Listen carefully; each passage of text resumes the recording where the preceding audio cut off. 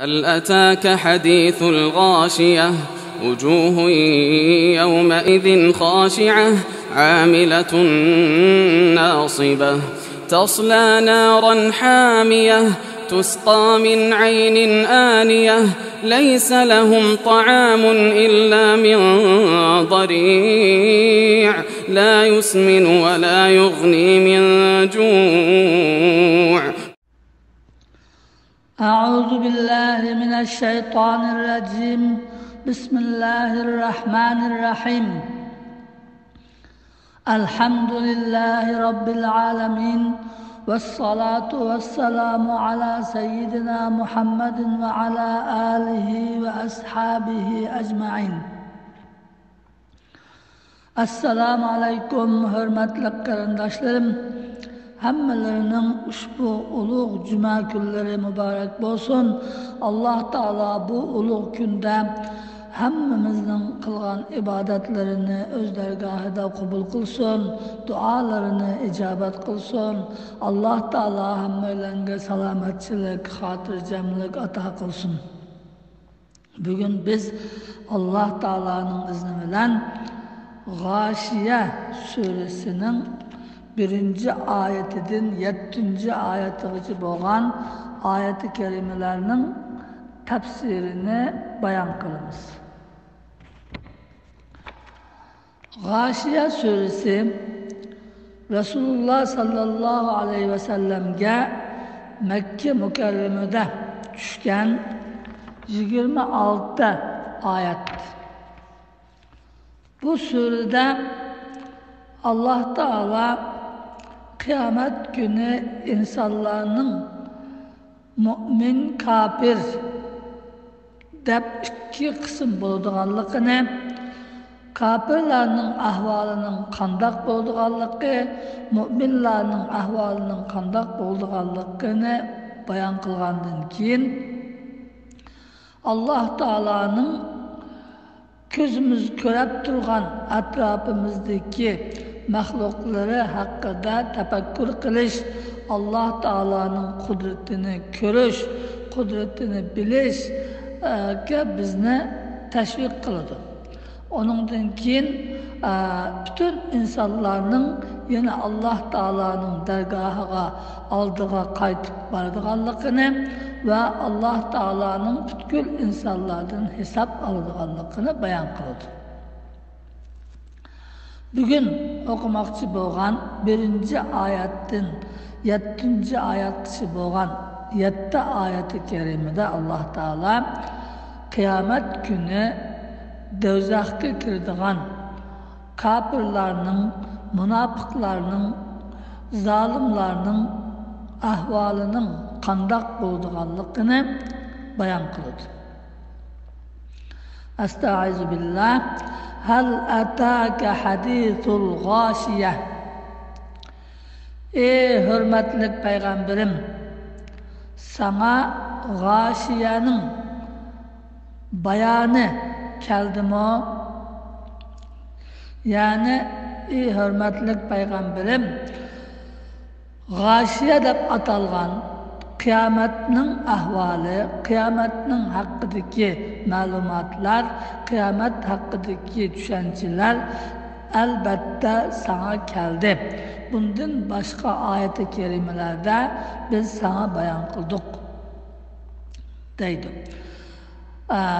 Bir yerde hem de sual belgisi bilen geldi mi de bayan kılışı Allah Teala'nın dikkat çekiş, kişilerin ki Kur'an'ı anlayan kişilerin dikkatini tövendeki demekçi bo'lgan, vermekçi bo'lgan bayanlarga, malumatlarga dikkatini merkezleştiriş üçün şuna sual şeklinde başladı. Ama bu sual olsa o şunun kat'i bayan kılınganlıqını bildiriş üçündür. Kıyamet gününü gâşiye deb ataş, bu gâşiye degen orup algıçı, yögüp algıçı, yepip algıçı degen boldu. Yani kıyamet günü şundaq dahşatlik, şundaq korkunçluk bir gün ki o gün barlıq aşı insanlarını özünün dəhşəti bilen, özünün korkuncusu bilen korşup alır. Kıyamet günü insanların onundan aşı kıyametinin korkuncusundan, kutuluştan başka hiç kandak bir gam kaygısı bulmaydı. Hiç kandak narsani tefekkür kılanmaydı. Hiç kandak narsani oylayanmaydı.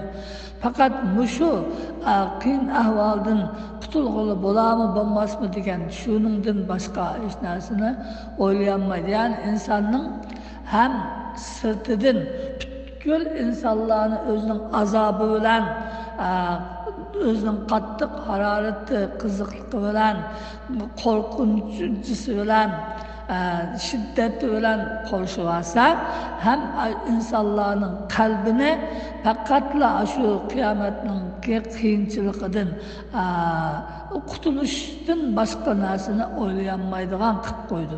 İnsanların kalbini mi, yürkünü mü koruşu alır o kıyametinin ki korkunçluk, şiddetlik ahvali. Mana şu kıyamet boğan vaxtida qandaq boludu? Vujuhu yawma izin xaşi'ah. O kıyamet boğan çağda yani bağan bütün insanlar iki kısımga ayrıldı. Birinci kısmı biyadiki vujuhu yawma izin xaşi'ah. Şundaq yüzler var ki o güne o gül kıyınçılığı bilen, korkunçluk şiddetleri bilen insanlarını koruşup algan kıyamet günü o yüzler xaşi'atun hal boğucu.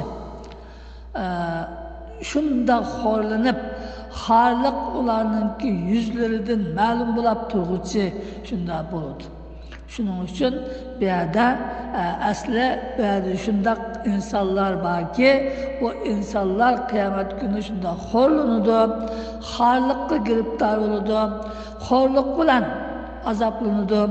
Bu dunyoda ular Allohga itoat qilishdan takabburlik qilgan, gerdankeşlik kılgan, yoğallık kılgan, Allah Teala'ga iman keltirmegen, Allah Teala'nın emri fermanına itaat kılmagan, Allah Teala'nın peygamberi Hazreti Muhammed Mustafa sallallahu aleyhi ve sellem'ni peygamberim dep onunla iman keltirmegen, onun sünnetlerine, onun buyruklarına amel kılmagan, Kur'an-ı Kerim'ni Allah Teala'nın kelamı, hak kitap dep itiraf kılmagan, Kur'an-ı Kerim'deki emri fermanlarına itaat kılmagan, kıyamet günü Allah Teala'nın huzuruna berip, muşu dünyada kılgan yaxşı yaman işlerine hesap verdiğanlığı işenmegen şundaq insanlar, kıyamet günü muşu dünyadaki kibirlerinin, yoğancılıkının, gerdenkeşlikinin ki cezası horluk buludu. Ya da harlanıp Allah Teala harlaş bilen azaplaydı diyen buludu. Ama bir yerde o insanların özünü zikir kılmay, vucuhum dep yüzleri harlığını dep zikir kılışı, aşu horluk, aşu azapının ki tesiri yüzü de körünüdür insanların ki. Kandak harlanganlıkı, kandak zelil, resva halatki kelgenlik ki yüzüden ma'lum bulup durdu. Şunun için Allah Teala bir yerde yüzlerini zikr kılıp şundaq yüzler baki kıyamet günü horlanıdı, harlık bilen azaplanıdı dedi. Amilatun nasibe, o horlukka giriptar bolgan, harlık bilen azaplangan, resvalık bilen azaplangan bu kafir münafıklar o dünya bu amilatun natiqin işlarga bilen şundaq iş kısılınıdır. Nasibetun onlar muşakkat bilen şu kıyınçılıkının ki ishlagan ishning qiyinchiligidan herib shundoq qiynalib shunday mushaqqat tortdi. Bu dünyada başka insanın müminlarga Allah Teala'nın mümin bandalarini qiynab shularga azap qilib shunday qilganligi uchun Allah Teala qiyomat kuni ularni shunday qiynab ig'ir ishlar bilan qo'llariga putlariga zanjirlarni silib 70 kez uzunlikdagi zanjirga bog'lab o zanjirlarni so'rab mang'ili silib o shunday qiyinlik bilan ularni do'zaxga olib tashlaydi.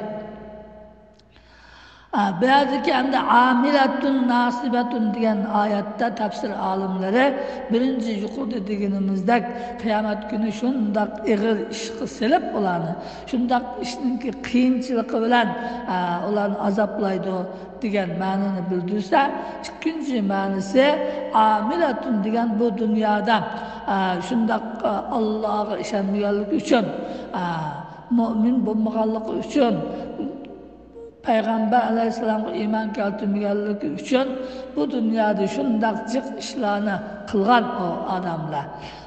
Lekin o işlerini kılgan bilen Allah'a iman keltirmeyecekler, İslam'a kirmeyecekler, Müslüman bulmayacaklar, onların kılgan işleri ahirette onlar için müşakkat, kıyınçılıktan başka narsa elip kelmeydi degan buludu da tafsir kılgan.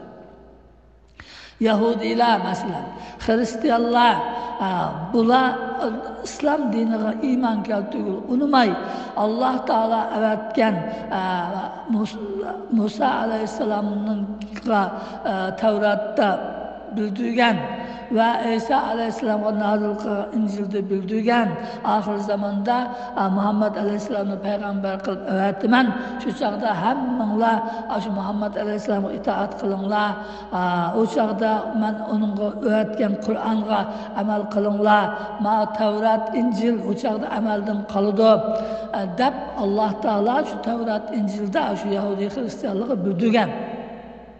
Lekin Resulullah sallallahu aleyhi ve sellem peygamber bulup kelip oğlunga Kur'an nazil bo'lgandan keyin bu Yahudi Hristiyanlar özünün kitibinde batıgan hakikatini yoshirib, hakikatga unumay, Peygamber aleyhisselam'nınki peygamberlikka ishongil unumay, özününki konu dininde mustahkam turimiz deb shunday turib olganlar.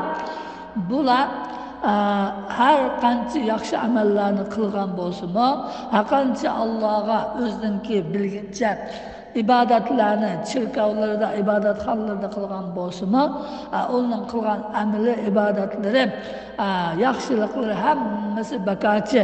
Qiyomat kuni hech narsaga azqatmaydi. O qiyomat kuni shundoq mushaqqat qilgan bu dunyoda qilgan ishininki foydasini emas, ziynini, mushaqqatini, ig'irchiliklarini ko'rdi degan bo'ladi deb tafsir qilgan ulamolar. Her iki tafsir durust, her ikisi bu oyatdan maqsad qilinadi. Tasla naran hamiye, bu xo'rlang'uchi yüzlerinin ilgisi bo'lgan insonlar qiyomat kunisi shu hamiye, nayta qizib ketgan, qiziqlikqa haddidan oshgan do'zaxga, o'tqa kirdi. Aşı otqu taşlandı. Bularni Allah Teala aşı 70 kat, 70 kez zincirli bilen bağlap, şu zincirlerini söylep apırıp dozakka taşlaydı. O dozakның otu bolsa, bu dünyanınki otudan 99 hassa kızık. Şundaq kızıqlıqqa haddidan aşkan dozakka taşlandı. Tusqa min aynin aniye, hem de o do'zaxda qattiq ko'rganlikdan shunda qattiq ushlab ketadi. Qattiq ushlab sirtdan badallari ko'yib, ichidan yuraklari pishib, shunda ushlab ketgan vaqtida ularga aynun aniye yani kızıllıkla haddinden aşkan bir bulaktan su içirildi. Mana sizlarga ustab ketgan bo'lsanglar, shuni ichinglar deb shunda bir qaynaqlikqa, qizig'likqa haddidan oshgan shunda suvni beriladi. O suvni ichish bilan butkul iç a'zolari siyrilib, hammasi kuyab shunda azoblanadi. Shunda azoblarni ko'rdi. Laysa lahum ta'amun illa min dari'. Ularga o qiyomat kunisi o do'zaxda dari'dan boshqa hech qanday tamoq bo'lmaydi. Ularga qo'sqa ichib shu do'zaxda shundoq azobli bilan ushlab ketdi. Ushlagandan qaynoq suv berildi. Qaynoq suvni ichib bak ichlari ko'yib ketdi. Yana bir tarafdan qattiq qo'sqa ichib ketdi. Qattiq qo'sqa ichib ketgandan bularga shu taom qilib shu dariya degan narsa beriladi. Bu dariya degan biz vatanda xoha deb ataymiz. Mana tikan. Bu tikanlik narsa shundoq sisiq bo'laydigan, ham shundoq qiziq, ham bu qurgan vaqtida texno tikanlari shundoq qattiq bo'ladi. Muşu narsini Allah Teala ularga tamak qilib berdi. Bunu qo'sqa qattiq ichib ketganlikdan buni mecbur yeydi. Bunu yegandan buni tikanlari og'izlarini yitib, qanitib, iç a'zolarini, iç organlarini yitib, shundoq texmibak azoblanadi. La yusminu ve la yughni min ju' ve bu xoha bu yegan narsalari ularni samirtmaydi, ularning badaniga qilchilik manfaat qilmaydi, badaniga go'sht qo'shilmaydi, ularni samirtmaydi ve la yughni min ju' ularningki ochliqni ketkizmaydi. Açlıkını pasaytmaydi. Yine yegan siri yine açıdı. Yegan siri yine açıdı. Şunda qo'sqa qattiq ichib ketgan, yemeydisa qo'sqa ichib ketganlikdan yegan yesa shunda qattiq azob tatgan.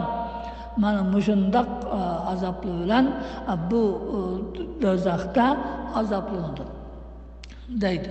Mana mushu kunlar buni Alloh taolo mushu dunyoda butkul insonlarga xabar berdi Qur'oni Karimda.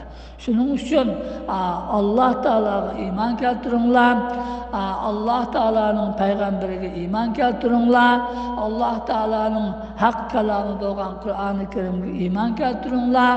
Qiyomat kuni Alloh taoloning oldiga berib hisob berishga tayyorlik qilinglar. Buningga inkor qilmanglar. Bunda qilsanglar, mushundaq azobga qilib qolasizlar deb Alloh taolo insonlarga mushu payg'ambar avatib, kitob avatib, oldida keladigan mushundaq qiyin ahvollardan xabar berdi. Endi mushu Alloh taoloning bergan xabariga iymon keltirib, Rasululloh sallallohu alayhi vasallamga iymon keltirib, Qur'oni Karimga amal qilganlarningki qanday ahvolning qanday bo'lganligini kelar haftadagi oyat-i karimalarda o'qiymiz. Alloh taolo bizni mushu do'zax ahlidan bulab qilishdan saqlasin. Alloh taolo bizni iymon bilan yashag'ili, Alloh taologa itoat qilib yashag'ili, Alloh taologa osi bo'lgan gunoh ma'siyatlardan yiroq turib yashag'ili nasib qilsin. Alloh taolo bizlarni nafsimizning sharridan, shaytonning sharridan saqlasin. Allah Teala balavaqilarimizga insof, tavfiq, hidoyat bersin. Balavaqilarimizni yaxshi, solih kishilardan qilib, dunyo va oxiratda baxtli qilsin. Alloh Teala o'tib ketgan ota-onalarimizning, ulug' tuqqanlarimizning gunohlarini mag'firat qilib, ularning joyini jannatda qilsin. Alloh Teala qiyomat kuni hammamiz hammamizga mushu ulug' Qur'oni Karimni shafaatchi qilsin. Rasululloh sallallohu alayhi vasallamni shafaatchi qilsin. Rasulullohning muborak qo'li bilan Havzi Kavsar suyidan ichib, Pulsirat kavrikidan oson o'tib jannatga kirgili, jannatda jamolini ko'rgili nasib qilsin. Amin. Va oxiru da'vana alhamdulillahi robbil alamin.